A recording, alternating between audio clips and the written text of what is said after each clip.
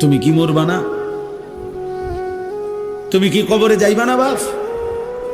এই পৃথিবীর কত রাজা বাদশাহ কবরে চলে গেছে, তুমি কি কোনোদিন কবরস্থান দেখো নাই? তুমি কারো জানাজা পড়ো নাই? তুমি কি কোনো মানুষের লাশ দেখো নাই? আমি 5 দিন আগে আমার জ্যাঠার সাথে কথা বলে আসছি, বাড়িতে খোঁজ খবর নিছি। 5 দিন পরে আমার জ্যাঠা মারা গেছে। আমি জ্যাঠার দিকে তাকাইয়া বাড়িতে গিয়া দেখছি আমার এই সেই মানুষটা যার সাথে আমি কথা বলছি, উনি নাই, চুপ হয়ে গেছে, হাত নড়ে না, পাও নড়ে না। আমি জানাজা পড়াইছি আমার জ্যাঠার,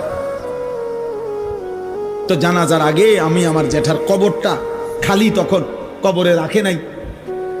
আমি কবরের দিকে তাকাইয়া অনেকক্ষণ 8-10 মিনিট হইব, আমার বাবার কবরের পাশে আমার জ্যাঠার কবর।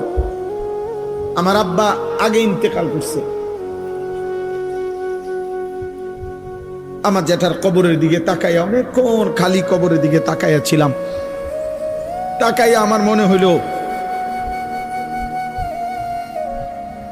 কবর যেন আমারে ডাক দিয়ে বলছে, আনিস,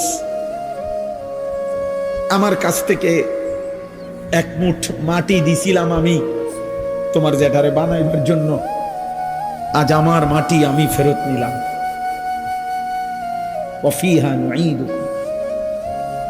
নওজোয়ান, তোমার মাটি মাটির কাছে ফেরত চলে যাও।